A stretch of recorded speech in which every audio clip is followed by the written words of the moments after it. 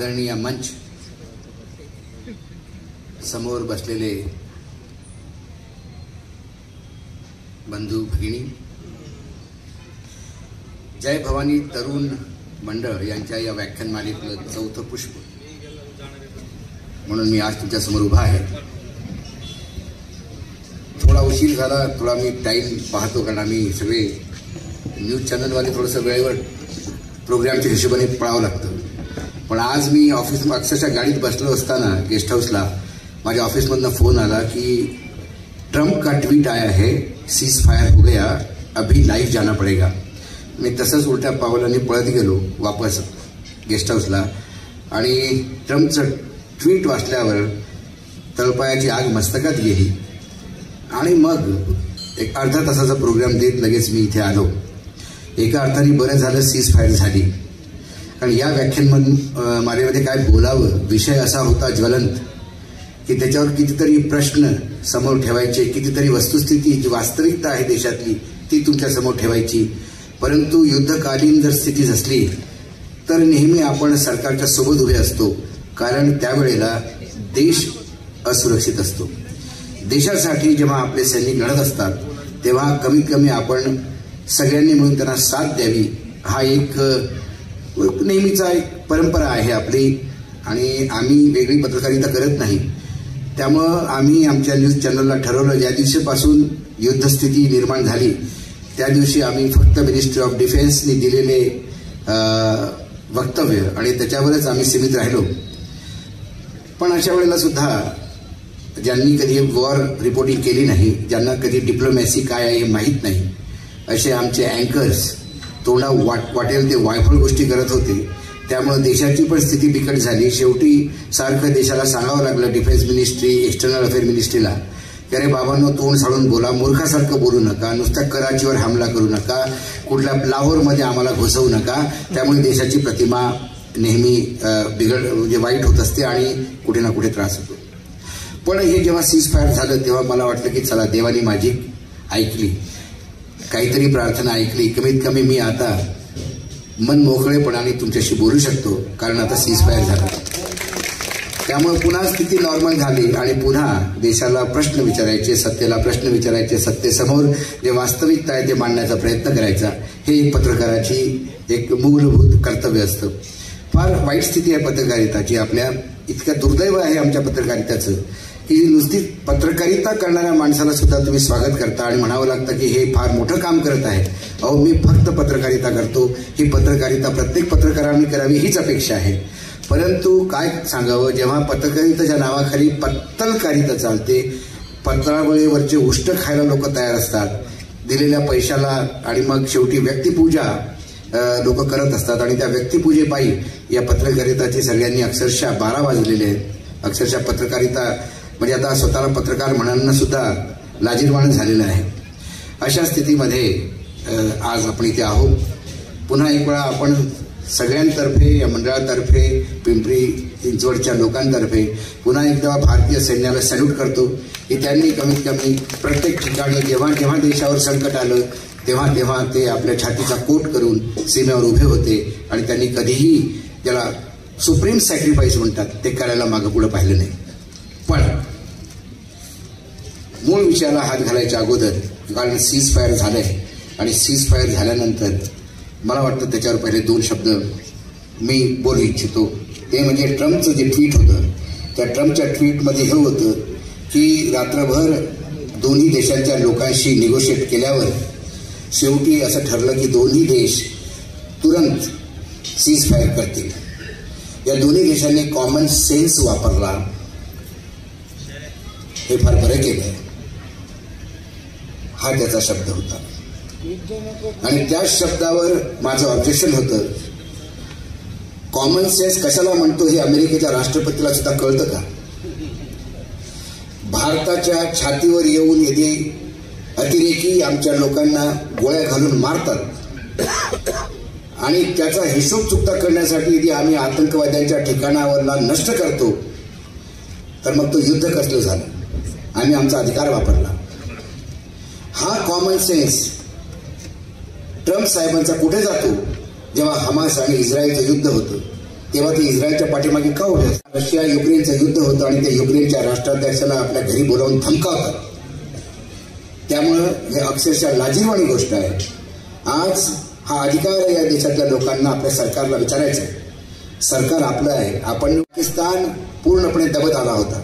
अशा वेळेला पाकिस्तानला जर आपण मागच्या 2 दिवसाचा घटनाक्रम पाहिला तर वाटतं पाकिस्तानला सगळं काही मिळालं. त्यांना IMF कडनं पैसे पाहिजे होते, ते त्यांना मिळाले.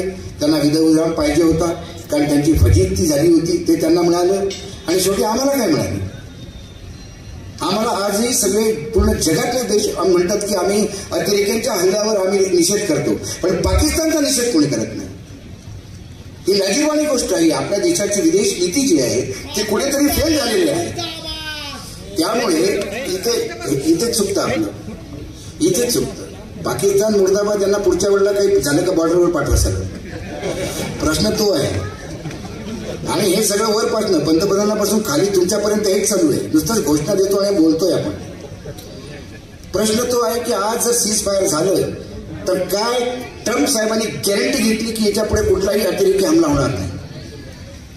काय ट्रम्प साहेबांनी गॅरंटी घेतली की सिंधू जल ट्रीटी, जी सिंधू जो समझोता होता आपला, तो आम्ही तोडला, आम्ही त्याच्यावर ठाम राहू?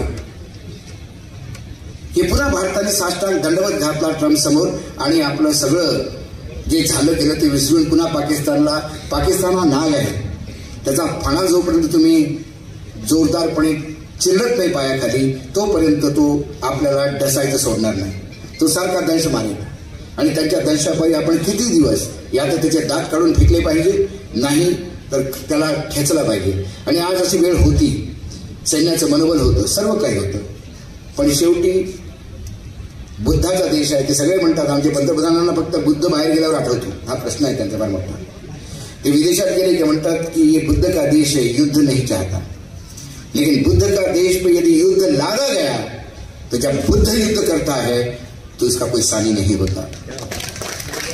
क्योंकि जो शांति चाहता है उस आदमी को आप अशांत करोगे, और जब वो अशांत होगा तो उसको संभालना किसी के बाप की हिम्मत नहीं है. आज भारत की स्थिति वही. हम आते हैं मूल विषय पर. विषय है बहुत विस्तृत विषय है. शिवराय फुले शाहू आंबेडकर, भारतीय संविधान, भारताची दशा आणि दिशा. माझा मूलभूत प्रश्न आहे, शिवराय फुले शाहू आणि आंबेडकर यांची नावं घ्यायची आपली लायकी आहे का? हा मुख्य प्रश्न. आपल्यासाठी ते फक्त जयंती आणि पुण्यतिथीलाच असतात. आपल्यासाठी ते फक्त फोटोग्राफमध्ये, वेगवेगळ्या आयोजनामध्येच असतात. आपल्यासाठी फक्त कुठल्या ठिकाणी फोटोवर हार घालून पुन्हा मग तो फोटो आढळीला पडलेला असतो. हेच आपल्यासाठी शिवराय, ज्योतिबा फुले, शाहू आणि आंबेडकर असतील तर मग आपल्यासारखा नालायक समाज नाही. त्या संतांनी याच्या पुढे जर पुनर्जन्म असला तर कमीत कमी या देशात जन्म घ्यायला नको. कारण आपल्याला कुठलाही समजलेलं नाही. आजच्या स्थितीत जे आपले भारतीय नेता आहेत, कुठल्या त्या राजकारणातले असो, कुठल्याही राजकीय पार्टीचे असो, काय त्यांना शिवाजी समजतो का? माझे शिवराय त्यांना समजतात का? त्यांना माझे फुले समजलेले आहेत का? त्यांना माझे आंबेडकर समजलेले आहेत का? त्यांना कोणी समजलेलं नाही. त्यांना शाहू महाराज समजलेले नाही. तुम्ही उत्तर प्रदेशमध्ये जा, BSP वाले म्हणतात ते शाहू महाराज, शाहू महाराज. अरे कुठले शाहू महाराज? काय शाहू महाराजाबद्दल 2 शब्द सांग. यांना आपण एक सिम्बॉल बनवून टाकलं. शाहू महाराज, आंबेडकर दलितांचे सिम्बॉल, फुले हे माळ्यांचे सिम्बॉल. आपण त्यांना एक इतक्या संकुचित स्थितीमध्ये आणून ठेवलेला आहे की जर आज जर या समाजात असते, छत्रपती शिवाजी जिवंत असते तर आज कितीतरी लोकांना हत्तीच्या पायी दिलं असतं. छत्रपती शिवाजी महाराजांच्या राजकारणातला किंवा समाजकारणातला किंवा छत्रपती महाराजांचा ऍडमिनिस्ट्रेशन, प्रशासकीय जी छत्रपती शिवाजी महाराजांचं होतं, तुम्ही मला सांगा केंद्र आणि राज्य सरकार, कुठल्या देशाचं राज्याचं राज्य सरकार किंवा कुठल्या देशातलं आपलं केंद्र सरकार, मागचे 4 केंद्र सरकार जरी पाहिले तरी छत्रपती शिवाजी महाराजांच्या प्रशासकीय आदर्श कोणीतरी ठेवलेला आहे का? छत्रपती शिवाजी महाराजांचे मूल्य पायदळी तुडवावे, आंबेडकरांचे मूल्य पायदळी तुडवावे, शाहू महाराजांचं नाव घेऊन त्यांना नेहमी पायाखाली घालावं, फुलेंचा तिरस्कार करावा आणि फक्त जयंतीला. काय दुर्भाग्य आहे. एक फुलेवर सिनेमा नाही निघू शकत नाही या देशात. महात्मा ज्योतिबा फुलेंवर एक पिक्चर निघतो आणि त्यात म्हणतात की नाही काही समाजाला वाईट वाटलं म्हणून आम्ही थोडा माइल्ड केला. अरे छत्रपती शिवाजी महाराज असो या आमचे ज्योतिबा फुले असो, अरे यांचं जीवन तुम्ही काय एंटरटेनमेंटसाठी वेगळं करणार काय? 2-4 गाणे घालणार, त्यांना डान्स करायला लावणार का? ब्राह्मण उठले बाई का? ब्राह्मणांना इतका नाराजगी आली की छत्रपती फुलेंच्या बाबतीत जर काही सत्य टाकलं असेल, आजच्या त्या पिक्चरनी किंवा सिनेमाने कधी असं म्हणालं नाही. आज मी सुद्धा असं म्हणणार नाही की जर फुले साहेबांच्या वेळेला फुलेंना जर ब्राह्मणांनी त्रास दिला तर तो ब्राह्मण आणि आजचा ब्राह्मण वेगळा मानतो आम्ही. पण आजच्या ब्राह्मणाला त्याच ब्राह्मणांचा आदेश असेल, आदर्श असेल आणि त्यांना वाटत असेल ते त्या काळचे ब्राह्मणच आमचे पूर्वज होते आणि त्यांनी काय जे केलं ठीक असेल तर मग पुन्हा फुले साहेबांना जन्म घ्यावा लागेल. आणि असा एक फुले प्रत्येकात जन्म घेऊ शकतो आणि जन्म घ्यायला हवा. विचार पोहोचणं फार महत्वाचं आहे. नाव पोहोचून नुसते जिंदाबाद मुर्दाबाद करून चालणार नाही. आंबेडकरांना काय समजतात लोक? आंबेडकर दलित नेता. अरे सर्वात मोठी शिवी जर आंबेडकरांना कोणी देत असेल तर दलित नेता म्हणून देतात. का हे दलित नेता? आंबेडकरांसारखा अर्थतज्ञ आजही जगात नाहीये. आजही जगात नाहीये. जगातले मोठमोठे जे नोबेल प्राइज विनर आहेत, ज्यांना इकॉनॉमिक्सवर मिळतात, त्यांनी कुठे ना कुठे आपल्या आयुष्यात आंबेडकरांना स्टडी केलेला आहे म्हणून ते त्या लेवलला पोहोचलेले आहेत. तो राज्यघटना लिहिणारा माणूस होता. राज्यघटनेच्या एका शब्दासाठी तासोन तास डिस्कशन केलं त्यांनी. एक शब्द त्यांनी असा लोकांच्या हातातनं हिसकाटून घेतला आणि त्या राज्यघटनेत टाकला ताकी सामान्य माणसाला त्याचे अधिकार मिळावे. आज आपण राज्यघटना डोक्यावर घेतो. राज्यघटना समजते कोणाला? कोण राज्यघटना? राज्यघटना फक्त म्हणायचं आमचे पंतप्रधान जेव्हा दुसऱ्यांदा पंतप्रधान झाले नरेंद्र मोदी तेव्हा सेंट्रल हॉलमध्ये जाऊन तो फोटो तुम्हाला आठवत असेल ते राज्यघटनेच्या तिथे नतमस्तक झाले. आज कळतं ते का नतमस्तक झाले? ते नतमस्तक यासाठी झाले ते राज्यघटनेला म्हणत होते की खूप दिवस झाले तू बाहेर आहे, आता आतमध्ये जा, आता मी आलो.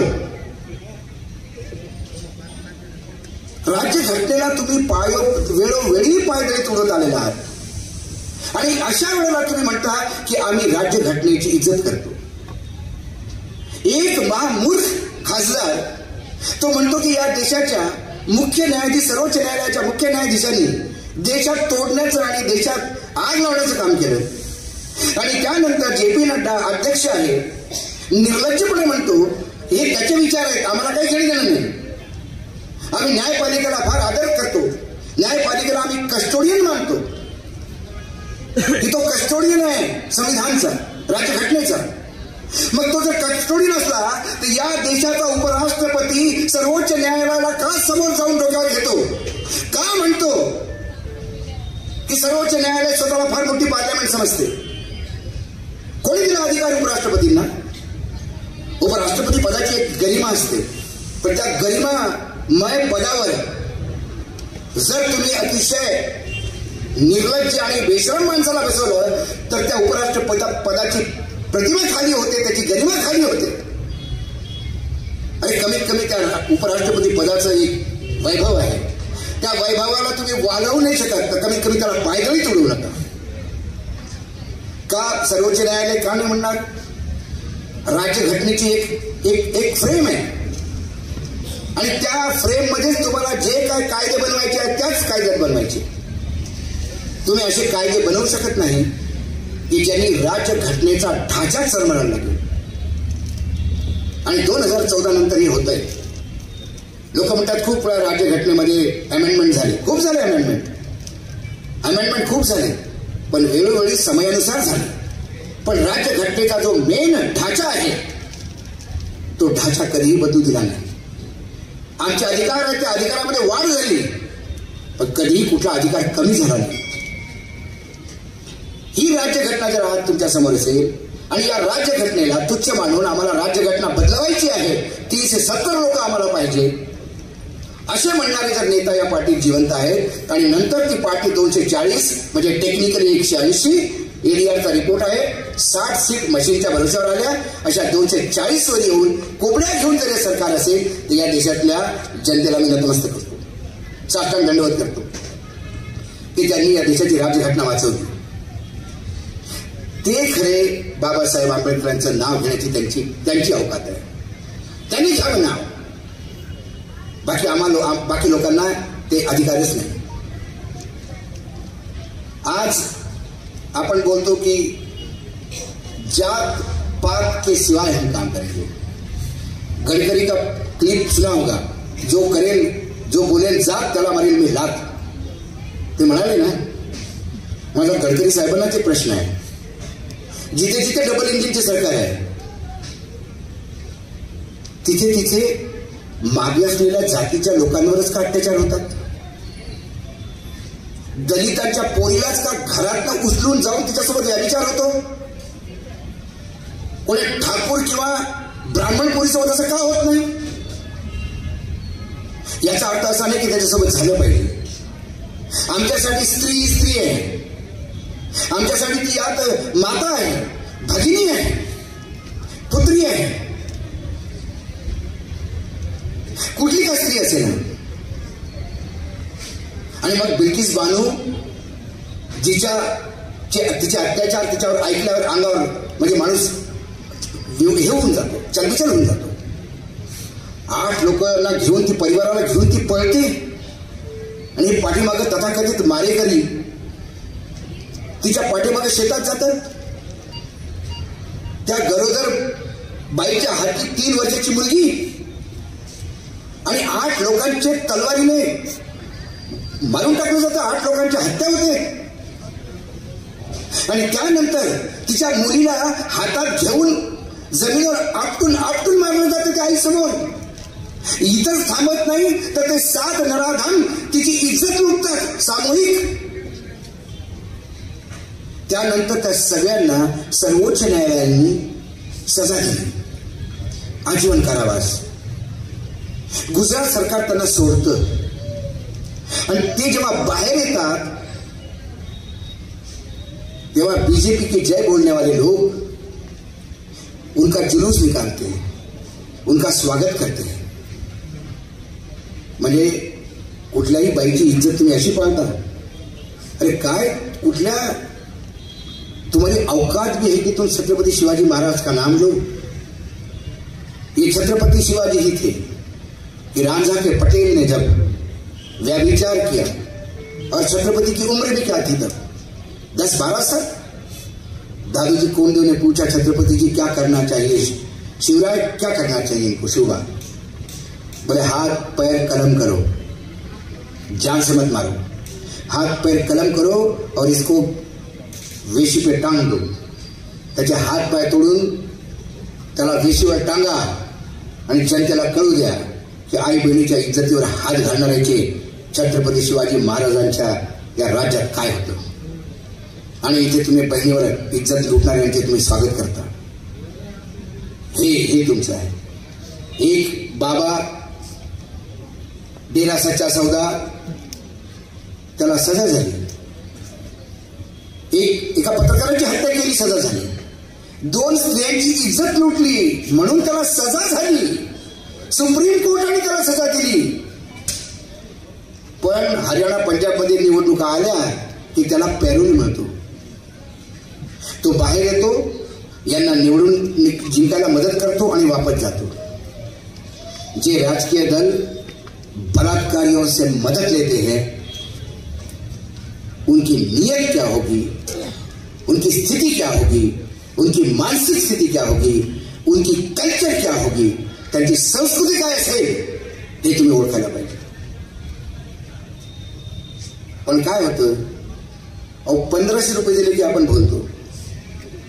1500 रुपयात आपण विकल्या जातो. 1500 रुपये जे देतात ते काय अजित पवार साहेब, एकनाथ शिंदे साहेब, हे फडणवीस साहेब, हे काय प्रॉपर्टी विकून देऊन राहिले का? आपल्याच पैशातले पैसे वाटतात. तेरा तुझको अर्पण क्या लागे मेरा, आणि त्यांनी दिलेल्या पैशावर आपण पुन्हा वेळेपणासारखं त्यांच्या पाठीमागे जातो की लय मदत केली हो आम्हाला. होय म्हणून साहेबांना 15 रुपये लाडकी बहीण म्हणे, लाडकी बहीण. अरे पण त्या लाडक्या बहिणीने कधी पाहिलं तिचा पोरगा काय करतो? आता भाच्याला नोकरी दे, बहिणीला पैसे नको. तुझ्या जवायाला जो तिथे शेतीत काम करतो त्याच्या मालाला किंमत दे. अरे बहीण तुला पैसे देईल, तुला कशाला हवा बहिणीला नको पैसे? या महाराष्ट्रातल्या बहिणी जिजाबाईचा वारस घेऊन आलेल्या आहेत, भीक मागत नाहीत. पण आपलं चुकतं. आपलं का चुकतं? कारण विरोधी पार्टी पक्ष पण त्याच्यासारखे नालायक. तुम्ही 1500 देता, आम्ही 2000 देतो. अरे बाबा, राहुल गांधी 2000 देतो काय? स्वतःची इस्टेट विकून देतो काय? त्यामुळे तुम्ही 2000 देता का? आम्ही 2100 रुपये देतो. आता कुठे 2100 रुपये? 1500चे हप्ते देणं होत नाही. कारण लहान तोंडी मोठा घास. ज्या राज्यावर 10 लाख रुपये कर्ज आहे, त्या राज्यात जर अशी पैशाची लुटालूट करत असेल तर हे जे पैसे म्हणजे ना, हे पेन किलर आहे. आपलं डोकं दुखलं की आपण ॲस्पिरिन घेतो, ते काही काळासाठी बंद राहते, पुन्हा डोकं दुखायला लागते. आपल्याला इलाज पाहिजे परमनंट. या महाराष्ट्रातल्या शेतकऱ्यांनी नेहमी कोणी सत्तेमध्ये असला तर त्याला नेहमी मदत केलेली आहे. महाराष्ट्राचा शेतकरी मी नेहमी म्हणतो, टाटा, बिर्ला हे मोठमोठे उद्योगांची नावं घेतो आपण. मी असा एकही उद्योगपती पाहिला नाही की ज्याच्याकडे पैशाची भरपूर आहे, पण जर एखादी कंपनी लॉसमध्ये आली तर लगेच बंद करतो. टाटाकडे त्या पैशाची कमी होती, पण नागपूरची एक्सप्रेस मिल बंद झाली, पण लॉसमध्ये आहे, घाटे का धंदा नाही करते. पण माझा शेतकरी वर्षानुवर्ष पिढी दर पिढी तोट्यातच आहे साहेब. कारण तो धंदा करत नाही, तो कर्तव्य पार पाडतो. या देशातल्या 2 टाइम लोकांना 2 टाइम जेवणाची व्यवस्था करण्याचं कर्तव्य पार पाडतो. त्याच्या घरी त्याची बहीण लग्नाची असते, त्याची आई इलाजाशिवाय मरते, त्याच्या मुलालाच भविष्य नाही, तरी पण तो रात्रंदिवस शेतीत काम करतो. कारण सरकार निर्लज्ज आहे. त्यांना सगळ्यांना माहित आहे, मलाच माहित आहे, तुम्हालाच माहित आहे असं नाही, त्या सगळ्यांना माहित आहे. पण इतके निर्लज्ज झालेले आहेत हे लोक की 5 वर्ष आता पहा, त्यांनी 6000 रुपये म्हणून या फोकनाड्यामधून गेला आमचा पंतप्रधान महाराष्ट्रात. 6000 रुपये सोयाबीनला देतो म्हणे. आता तो महाराष्ट्रात आला तर ते बोलतही नाही. या लोकांना अकाउंटेबिलिटी. आणि बरोबर 5 वर्षानंतर पुन्हा येऊन तो 8000 म्हणे, आणि आपण पुन्हा टाळ्या वाजवणार. टाळ्या वाजवणं बंद करा, जागरूक व्हा. आपण सारखं म्हणतो ना की देशात सरकार असं काम करतं, भ्रष्टाचार होतो. अहो कशामुळे होतो? आपण करू देतो म्हणून होतो. आमदार खासदार आपल्याला फार मोठे साहेब लागतात. कसला साहेब आमदार आणि कसला साहेब खासदार? अहो तुम्ही मत दिलं म्हणून तो आमदार. तो मुंबईला जाऊन तिथे एसी केबिनमध्ये बसतो त्याच्यासाठी की तुम्ही मत दिलेलं आहे त्याला. तुमच्या मताची किंमत तुम्हाला वसूल करायला पाहिजे. आमदार खासदाराचे कॉलर पकडून विचारा त्याला, का रे नाही बोलला होता, काय झालं पुढे?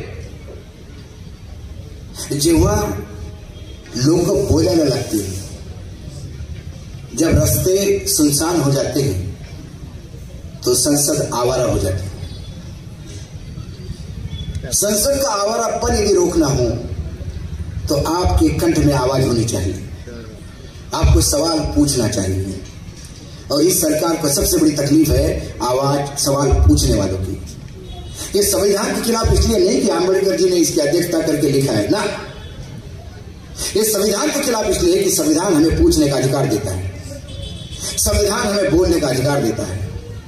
और जब सवाल पूछे जाते हैं तो ये सरकार अनकंफर्टेबल हो जाती है, क्योंकि किसी भी सवाल का जवाब इनके पास नहीं.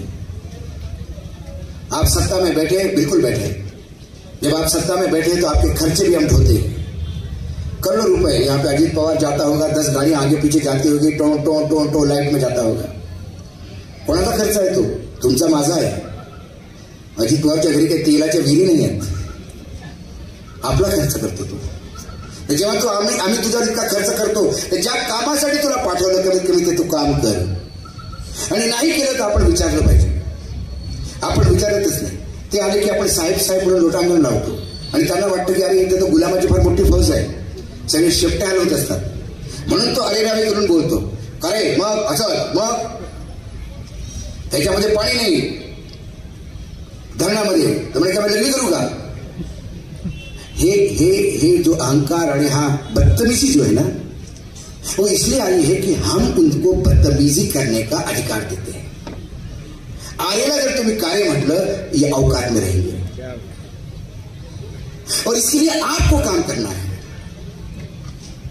देश बहुत विकट स्थिति में, मैं बार बार कहता हूं, हमारा श्रीलंका कब हो जाएगा किसी को पता नहीं. हमारे ऊपर 205 लाख करोड़ से ज्यादा का कर्जा है. 2000 के पहले यह कर्जा मात्र 57 लाख करोड़ था. 57 लाख से 205 लाख करोड़ कर्जा हुआ. यह पैसा कहां गया? आप भी ढूंढिए, मैं तो ढूंढ ही रहा हूं. यह पैसा गया कहां? यह पैसा किसको जाता है? आज तुम्ही एक कार घेतली, 2 इन्स्टॉलमेंट तुमचे राहिले, तर राव घरी बँकेवाला येऊन घेतो, गाडी घेऊन जातो. आपल्याकडे होम लोनच्या काही म्हणजे थकल्या 1-2 जर आपण देऊ शकलो नाही, तर ते अधिकारी आपल्या घरी येऊन असं बसतात की जसे आपण फार मोठं पाप केलं. पण आपण हजारो करोड रुपये घेऊन डुबवतात आणि मग त्यांना म्हणतात की हे बॅड डेट डाल दिया. एनपीए नवीन शब्द. मी म्हटलं एनपीए म्हणजे माफ केलं कर्ज? नहीं, कर्ज माफ नहीं किया, ये कर्जा डूब गया ऐसा हम समझ रहे हैं और कर्जा वसूलने का प्रयास कर रहे हैं.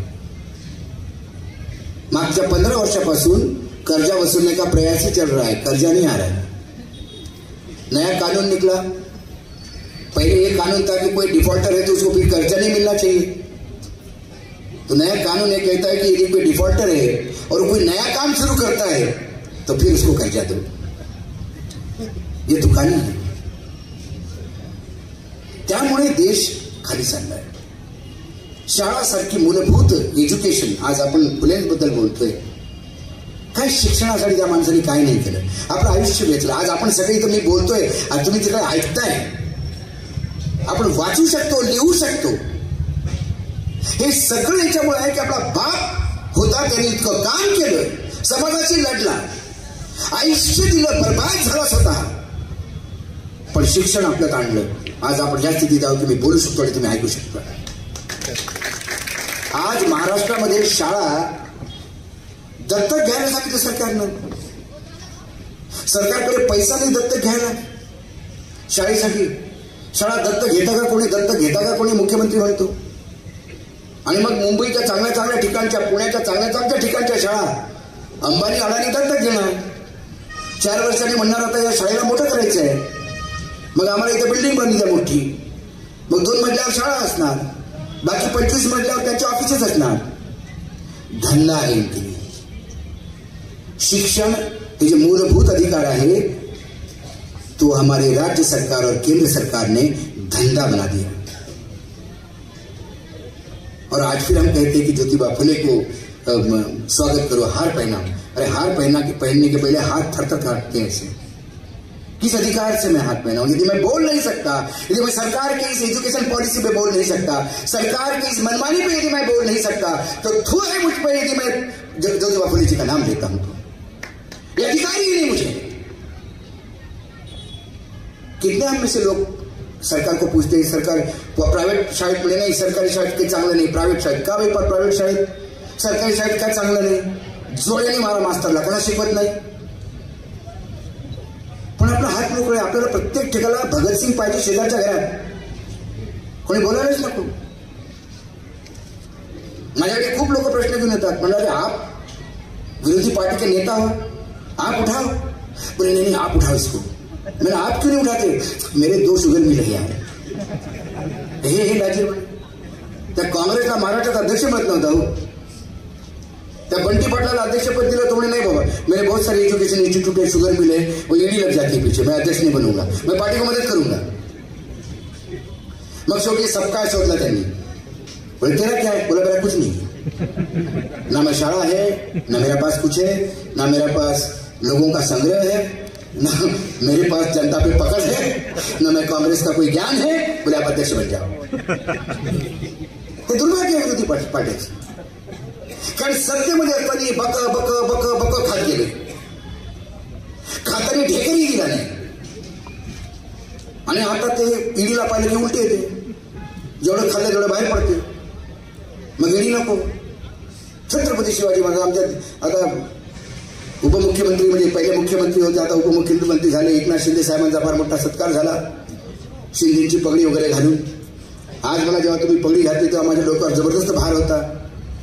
मी म्हटलं फुलेंची पगडी आहे ती, ज्या फुलेंच्या पादुका माझ्या डोक्यावर असायला हव्या, ती पगडी घेण्याचा या डोक्याला अधिकार तरी आहे का? फक्त मी चांगलं बोलतो म्हणून जर मला असा दिला असेल तर मग त्या पगडीचा अपमान आहे. या पगडीला डोक्यावर घेण्यापेक्षा नेहमी हृदयात ठेवायला पाहिजे. ती वंदनीय पगडी आहे.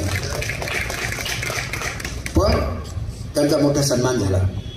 काय तर म्हणे ते छत्रपती शिवाजी महाराजांच्या विचारांचे. हा माणूस एक ईडीची नोटीस जातो आणि पार्टी सोडून पळतो, हा माणूस छत्रपती शिवाजींचा आदर्श. काय दुर्भाग्य.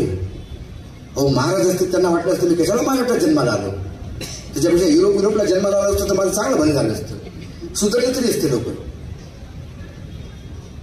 अशा कितीतरी गोष्टी आहेत या देशात. दलित पिछड़ा म्हणजे अजूनही दलित में आज आप कहते हो कि अमृत महोत्सव है.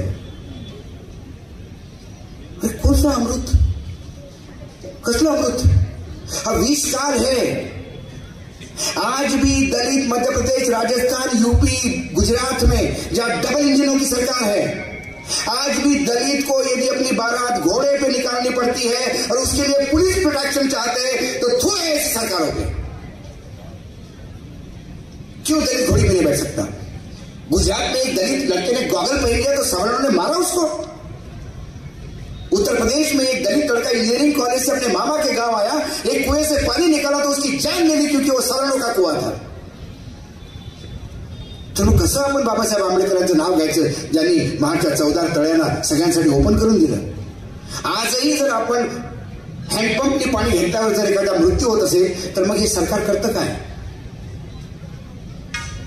याचा अर्थ समाजात ती सुधारणा झालीच नाही.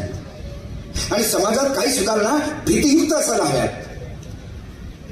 पोलिसांचं भय पाहिजे, सरकारांचं भय पाहिजे की नाही याची हत्या केली कोणी का असो ना, मला फाशी होईल. पण त्यांना माहित आहे यूपी मध्ये ठाकुरों का राज है. थाने में जाओ ठाकुर मिल जाता है. एक ठाकुर की कंप्लेंट करो उसकी बदली में दूसरा ठाकुर आता है. जिसने हत्या की वो जाके बोलता है थाने में, बोला वो दलित पिछड़ा था तो पानी को हाथ लगाया मेरे, मारी डाला मैंने उसको. बोले कोई चिंता की बात नहीं, इनको सबक सिखाना चाहिए. मग ते दलिताचे घरचे लोक जातात, त्याच्यावर आरोप लावतात की तुम चोरी करने गए थे वहां पे और खुद ही भागते हुए गिर पड़े और मर गए और आरोप लगाते हो ठाकुर साहब पे. ये मैं फिल्मों की कहानी नहीं बता रहा हूं, ये वस्तु स्थिति है जो मैं आंखों से देखता हूं.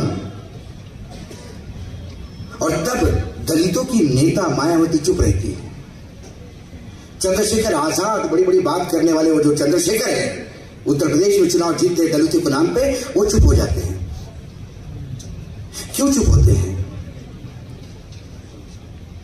आठवले साहब को तो मैं ना दलित मानता हूं, मैं उनको इंसान ही नहीं मानता. आठवले साहब एक फिल्म एक्टर है हमारे चंकी पांडे, बड़े रंगे बिरंगे कपड़े पहन के उलूल जुलूल हरकतें करते रहते हैं, पास्ता नाश्ता ऐसा कुछ बोलते रहते हो. ये हमारे राजनीति के चंकी पांडे हैं. ये दुर्भाग्य है समाज का, ऐसे लोग राजनीति में हैं. दुर्भाग्य है.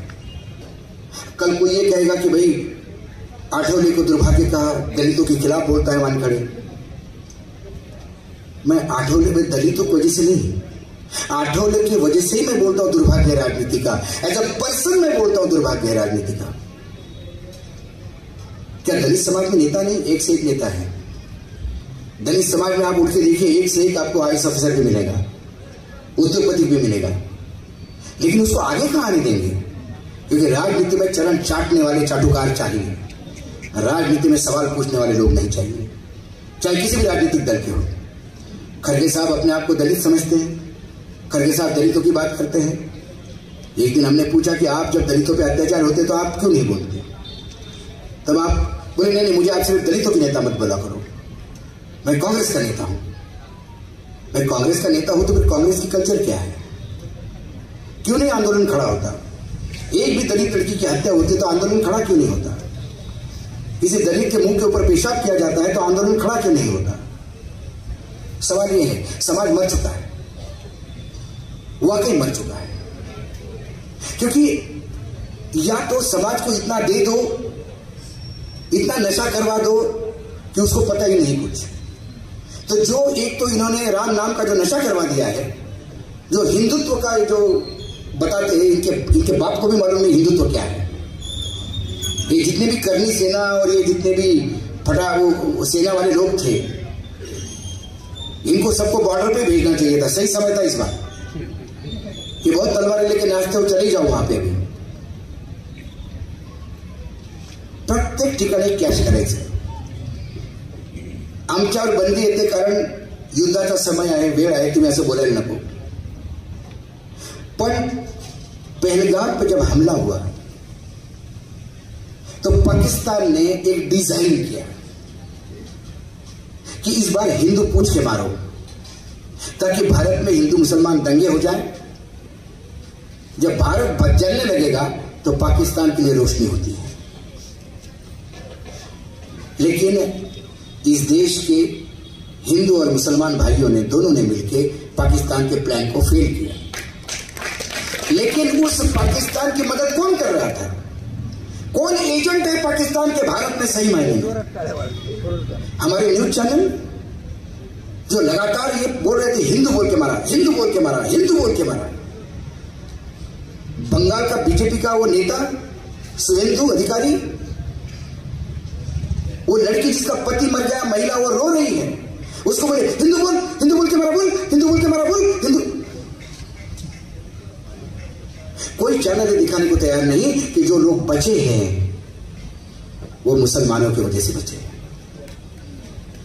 लोगों को खंडे पे बिठा बिठा के जो लोगों ने पोस्ट लिखे हैं हिंदुओं ने, एक बीजेपी का नेता है उसने लिखा, ये वो पोस्ट लिखा तो मैंने कहा कि न्यूज लॉन्चर पे ये पोस्ट पूरा पढ़ के लिखा। कोई ऐसा इंसान नहीं होगा जिसके सीने में जरा भी दिल है, उसके आंखों से पानी नहीं निकलेगा।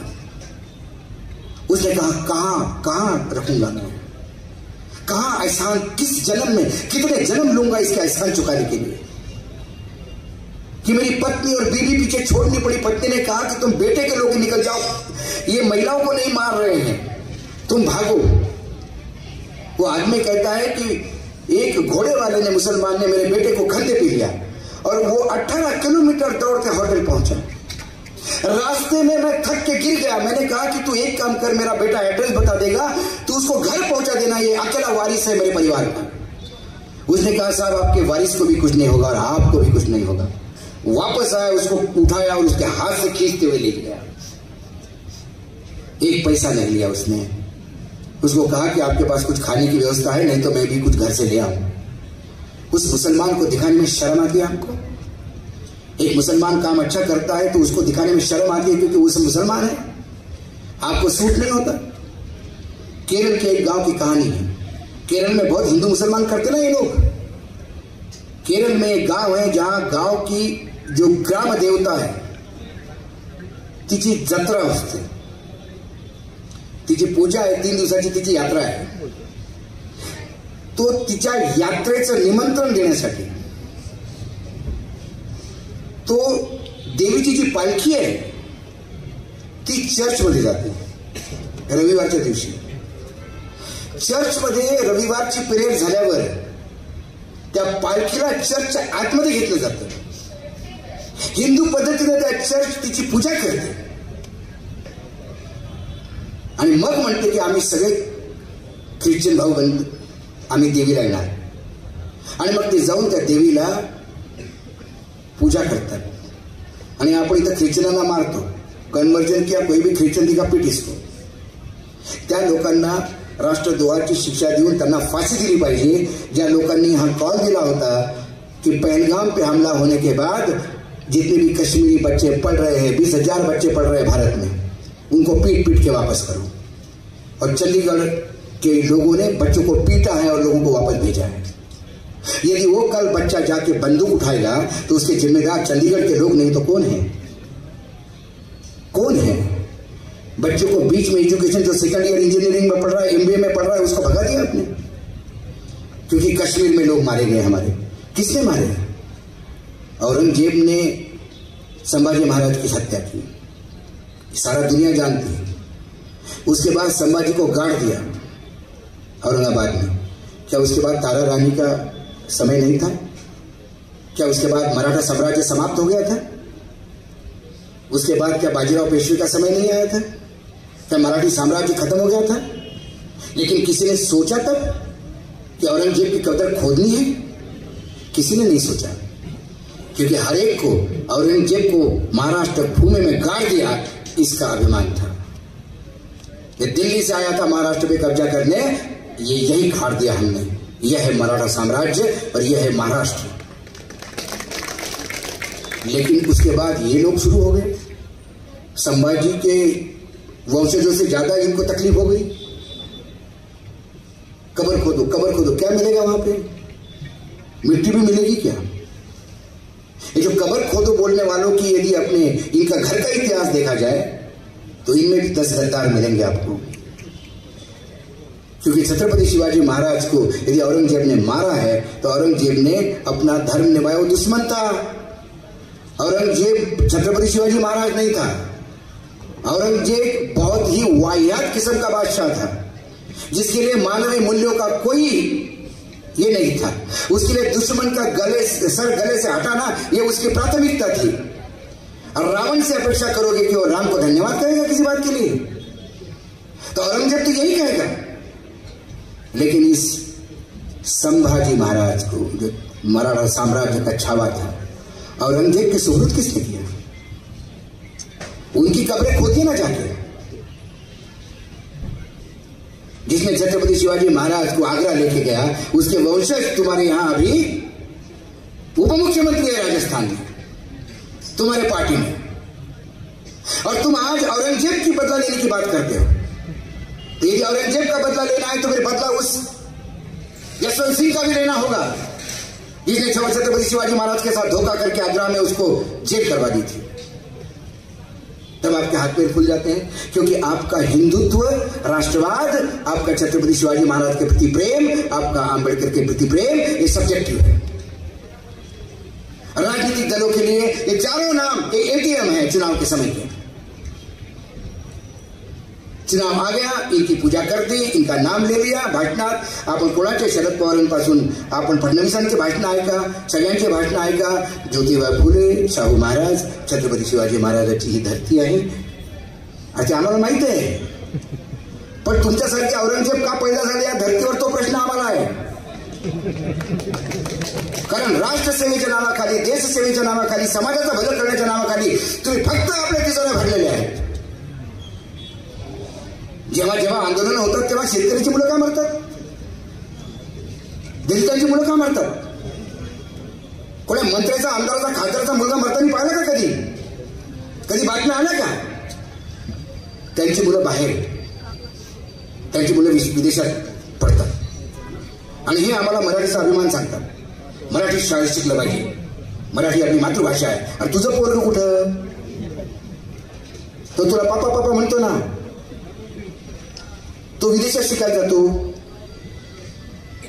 फक्त मराठी प्रेम, मराठी भाषा, मराठी संस्कृती हे फक्त जनतेसाठी। आणि तुम्हाला फक्त एकच संस्कृती, वर दोन्ही टाइम जिथं सापडलं तिथं खा खा आणि ढेकरही द्यायचा नाही। त्यामुळे कुठल्याही राजकीय दलापासून आता मोहभंग झालेला आहे। आणि प्रत्येक राजकीय दलात चांगले लोक पण आहेत।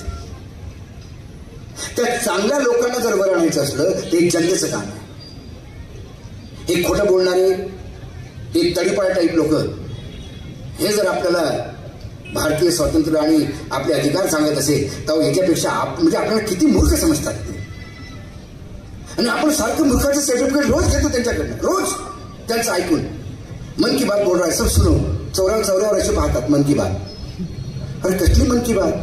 अरे जन की बात सुन एक दिन, तो तुझे पता पड़ेगा तो कितना बोगस आदमी है, कितनी बोगस बात कर रहा है। एजुकेशन असो, विदेश नीति असो, रुपया कुठे गेला काही सांगता येत नाही. आता रुपया आम्हाला दिसतच नाही कुठे, डॉलर दिसून राहिला. आणि याच माणसाने म्हटलं होतं की जब रुपये की किंमत गिरती है तो देश की प्रतिष्ठा गिरती. आता रुपयाची किंमत गेल्यावर देशाची प्रतिष्ठा नाही वाढून राहिली. सब्जेक्ट लगेच बदलतात, ते दोन म्हणतात. त्यामुळं खोटं बोलणाऱ्या लोकांपासून समाधान पाहिजे. नेत्यांनी सत्य ते लोकांसमोर मांडलं पाहिजे. आणि आपली जनता इतक्या विशाल हृदयाची आहे. जर तुम्ही जनतेला सांगितलं की मी तुम्हाला सांगितलं होतं निवडणुकीच्या वेळेला मी हे काम करीन, मी खूप प्रयत्न केले पण हे काम मी करू शकत नाहीये, मला माफ करा, जनता तुला पुन्हा निवडून देईल.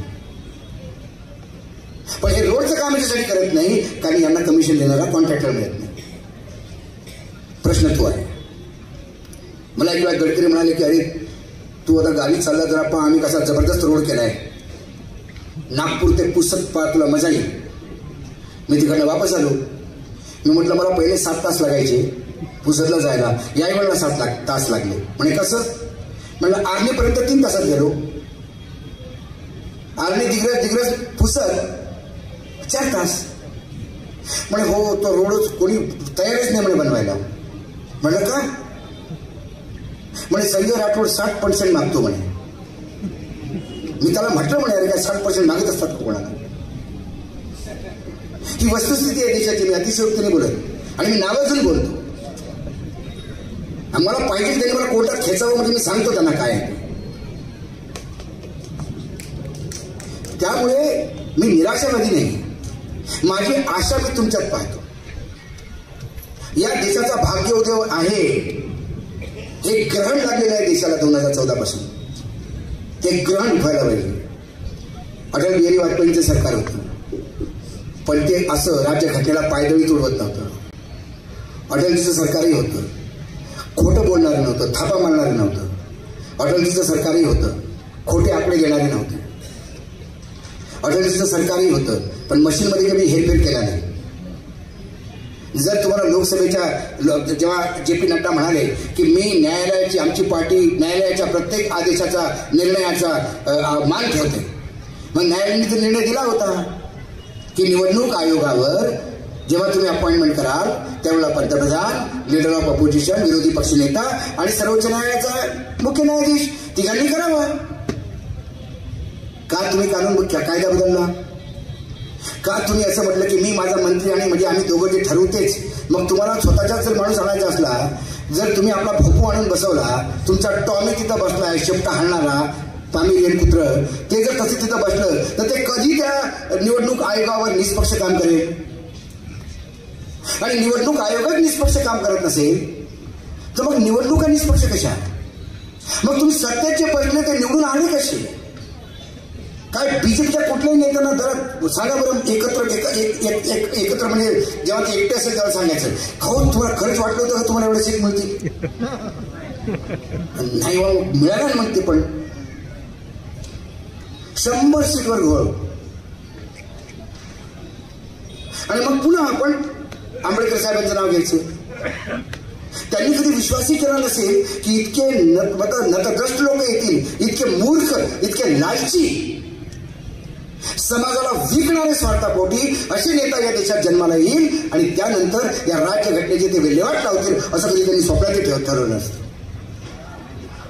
त्यांना वाटलं दिवसेंदिवस प्रगल्भता येईल, माणसं शिकतात. पण हे आता आपल्याला पुन्हा पेशवेकालीन काळात घेऊन चालायला लागलेले आहेत. पुढच्या वेळेच्या म्हणजे काही वर्षांनी मी आलो तुम्हाला पेशव्यांची पगडी घालायला लागली. म्हणाले फुलांच्या पगड्यावर ठेवा, पुढे फुले राहिले. आता झाले ना, आता पेशवाई आली आमची. हीच गोष्ट महाराष्ट्रात पेशवाईच चालू आहे. 3 चाकी सरकार चालू आहे, ज्याला त्याला जेवढं पाहिजे तेवढं खातो. एक मला सप्लायर म्हटलं, म्हणे साहेब आम्ही काम बंद केलं महाराष्ट्रात. काय म्हणलं? म्हणे साहेब 3% तिनाला पाहिजे.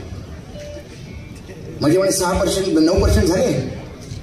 म्हणे 3% डिपार्टमेंटचे 12 झाले आणि 3% हा ऑटो चालवणारा. म्हटलं हा कोण? म्हणे दिल्ली. 15% मागतात. जिथे म्हणे 3%ची जागा नाही तिथे 15% कसं द्यायचं? स्वतःचं ऑफिस विकल्यापेक्षा ऑफिस बंद केलेलं बरं, प्रॉपर्टी तर आमची आहे. ही वस्तुस्थिती आहे. वर्ष फंड पडलेले आहेत, कारण कामं होत नाही, कारण कमिशन घेणारा सेट होत नाही. वेळोवेळी प्रत्येक कर्मचारी म्हणजे आता तुमचे कॉर्पोरेशन्स असो, म्हणजे जिथे हात झाला तिथे भ्रष्टाचार म्हणतो. आणि हा भ्रष्टाचार आपण सहन करतो, आपल्याला माहीत असून सहन करतो.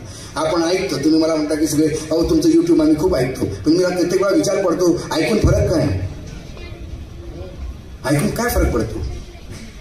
निवडणुकाच्या रिझल्ट आले, त्यानंतर मला महाराष्ट्रातला रिझल्ट आल्यावर मला एक जण मला बीजेपी वाला, अरे अशोक जी अब तो सुधर जाओ, अब तो महाराष्ट्र की जनता ने भी बोल दिया. मैंने बोला मशीन ने बोल दिया. अरे कुछ भी हो, सत्ता में तो आ गए. तो बोले आप क्या करोगे. मैंने बोला महाजी शिंदे का डायलॉग नजीब को दिया था. जब महाजी शिंदे जख्मी होकर गिरे थे बुराड़ी घाट पर, तब उसने बोला पटेल अब क्या करोगे, और बोले बचेंगे तो और लड़ेंगे. तो लढाईचा प्रण घेऊन आम्ही आलेलो आहे. तीच अपेक्षा तुमच्याकडनं आहे. प्रत्येक व्याख्यान मला येऊन ऐकून जाऊ नका. मला माझा व्हिडिओच्या लाईक आणि शेअर नकोत. मला लाख लोकांनी पाहिलेला व्हिडिओ नको. मला फक्त ते व्हिडिओ ऐकून 10 लोकांचं जरी मत परिवर्तन झालं तर मला वाटेल मी जन्मात सार्थक झालो. एका प्रायमरी टीचरचा पोरगा आहे मी. माझा बाप रिटायर झाला तेव्हा त्याला 2,500 रुपये पेन्शन होती. कंदिलात शिकलो, तटपट्टीच्या त्या सकाळी शाळा झाडून तटपट्टी टाकून मी शिकलेलो आहे. त्यामुळे आता जी मॅच स्थितीमध्ये आहे ती मला वाटलं माझ्या बापाने किती आयुष्यात स्वप्नही पाहिलं नसेल.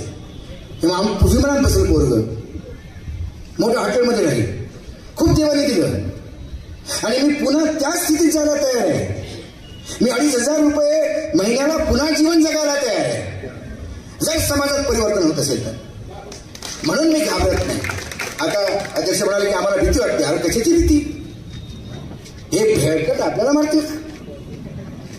यांच्यासारखे भित्रट नसतात कोणी. कारण जो समाजाला समोर जायला घाबरतो त्याच्यापेक्षा भित्रट कोणी नाही. जो प्रेसच्या पत्रकारांच्या प्रश्नाला समोर जायला घाबरतो त्याच्यापेक्षा भित्रट कोणी नाही. जो लोकांपासून तोंड लपवतो त्याच्यापेक्षा भित्रट कोणी नाही. पेहलगामला हल्ला झाल्यावर पेहलगामला जायचं सोडून बिहारमधल्या निवडणुका जो करतो त्याच्यासारखा भित्रट कोणी नाही. पेहलगामला झाला होता ना 19 तारखेला तुमचा होता ना प्रोग्राम, 22 तारखेला 4 दिवस अगोदर का रद्द केला प्रोग्राम. हा प्रश्न विचारला तर राष्ट्रद्रोह की बात कर रहे हो अशोक जी. कैसे कर रहे हैं. प्रधानमंत्री का दौरा कैंसिल क्यों हुआ 19 तारीख को. ना पीएमओ बता रहे हैं, ना होम मिनिस्ट्री बता रही है, रेलवे का कार्यक्रम था वो बता रहे हैं, चैनल वालों ने बताया, सूत्रों ने बताया कि हवामान खराब था. तो हवामान खराब था तो एडवाइजरी होनी चाहिए थी. कारण जेव्हा टूरिस्ट प्लेस पर हवामान खराब होता है तो वहां पे एडवाइजरी होती है कि टूरिस्ट बाहर ना निकले. तो मतलब हवामान क्या सिर्फ प्रधानमंत्री के लिए खराब था क्या, और टूरिस्ट मर जाए तो जाओ, बर्फ में गिर जाओ मर जाओ, पहाड़ गिर जाए तो उसके नीचे मर जाओ, प्रधानमंत्री को बचाना है. नहीं ऐसा नहीं, मतलब इट इज एडवाइजरी. तो क्या आपके पास इंटेलिजेंट इनपुट था, और इंटेलिजेंट इनपुट था तो फिर हल्ला कैसा हुआ. इसलिए मैंने चाहे देशद्रोह का मुकदमा चले, चाहे जेल जाना पड़े, पहलगाम का हमला होने के बाद सबसे पहले जो इशू हमने उठाया, सुबह सुबह हमले की खबर आते से ही जो वीडियो पे हमने किया, मैं और मेरी एडिटर चित्रांश ने, हमने कहा ये पुलवामा 2 है क्या.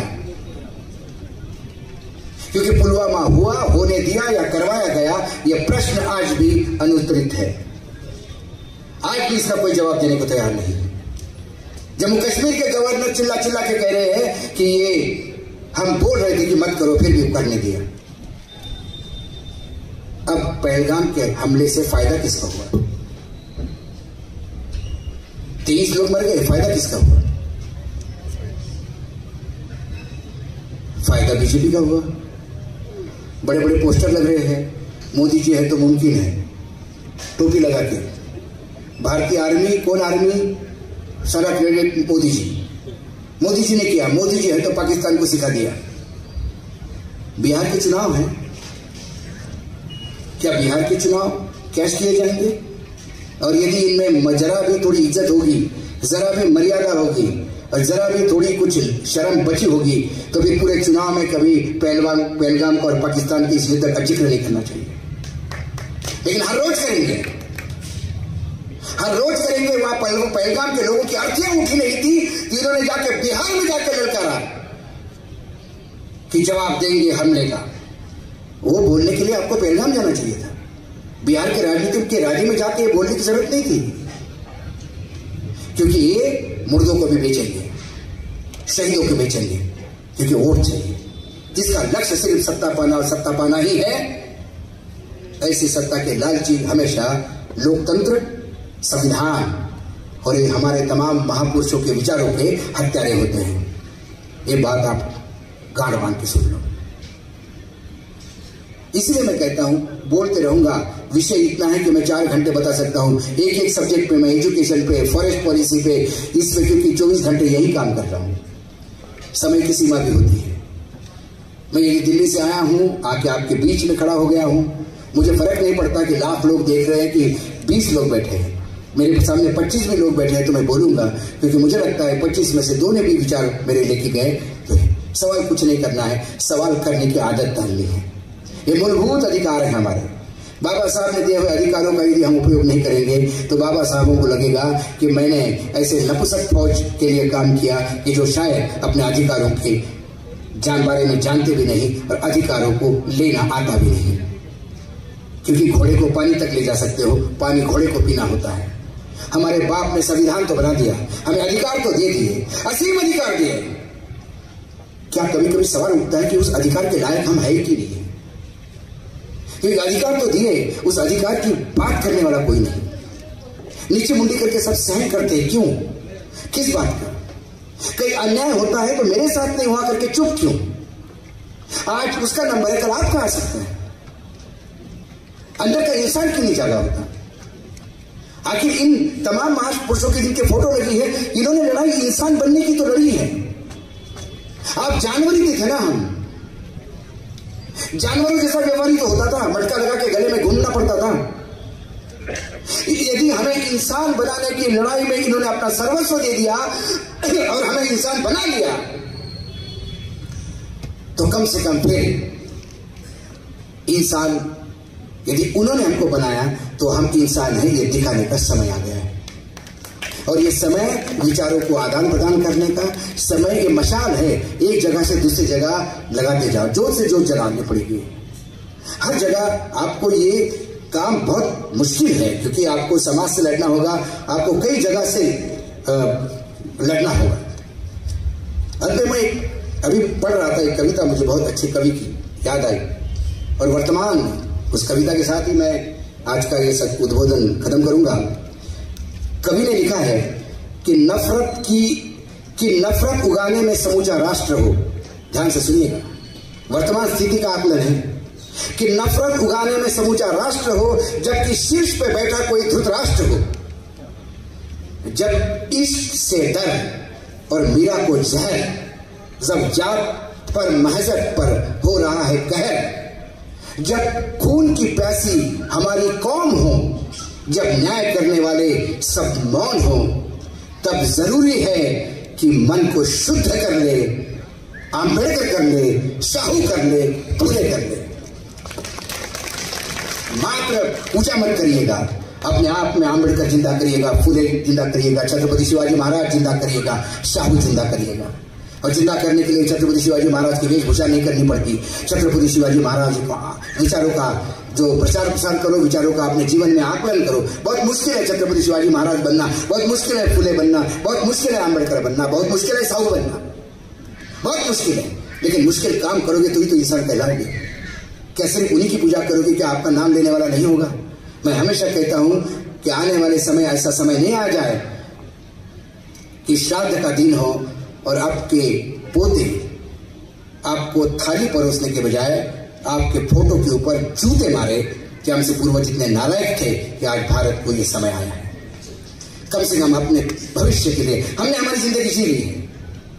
बाकी बची हुई जिंदगी जेल में भी जाएगी तो हमें कोई दुख नहीं है, लेकिन जिंदगी जिनकी आनी है, ये छोटे बच्चे हैं घर पे, जिनको छोड़ के आप यहाँ आए हो, आपके आपकी नाती हो सकते हैं, आपके बेटे हो सकते हैं। उनके उज्जवल भविष्य के लिए आपको लड़ाई लड़नी होगी, क्योंकि पेड़ आप लगाओगे तो आम हो खाओगे, और पेड़ बबूल का लगाओगे तो कांटे उनको चुभेगी। इतना याद रखना। ये बबूल का पेड़ आप लगा चुके हो, ये धतूरे का पेड़ आप लगा चुके हो। इस पेड़ को खत्म करने का समय आ गया है, और ये खत्म करने के लिए मैं उठाव नहीं चाहता, मैं विद्रोह नहीं चाहता, मैं लड़ाई नहीं चाहता, मैं हिंसा नहीं चाहता।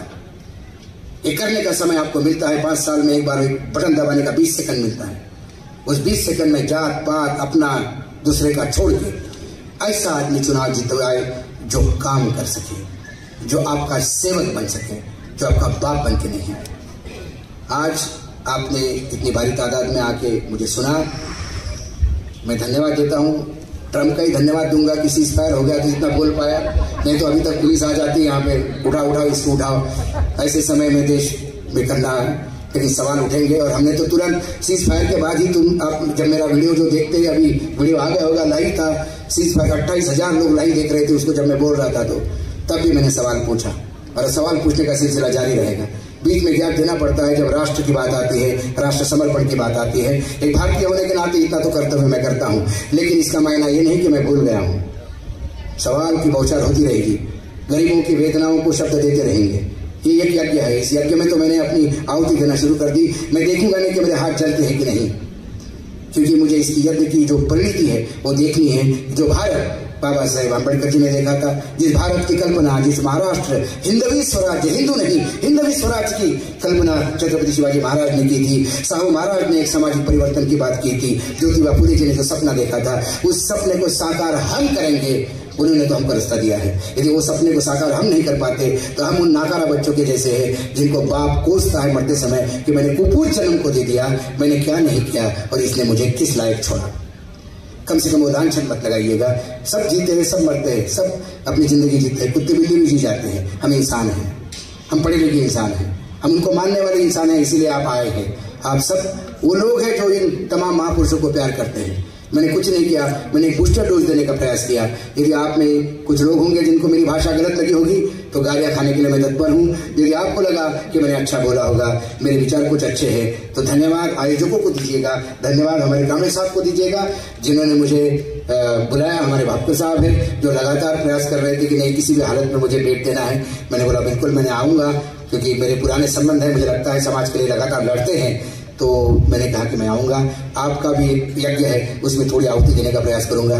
आज ये पुष्प मैंने आपके सामने रखा, आपने ध्यानपूर्वक सुना। थोड़ा बहुत और बोल सकता था, लेकिन मेरी फ्लाइट रात की ही है, मुझे तुरंत एयरपोर्ट में निकलना होगा, और आजकल थोड़ा सा जल्दी भी जाना होता है। पता नहीं हमारे चेहरे के ऐसे कोई गुंडे बदमाश दिखते हैं, 4-4 बार पुलिस वाला भी चेक करता है कुछ लाया तो नहीं। हमने बोला भाई हमारी जबानी विस्फोटक है, आप इसको खींच ले तो खींच ले, और क्या बोलूँ। आज इसी के साथ मैं एक बार फिर से इन तमाम महापुरुषों के पीछे अपना श्रद्धांजलि अर्पित करता हूँ। आप सबको धन्यवाद देता हूँ। जय महाराष्ट्र, जय हिंद।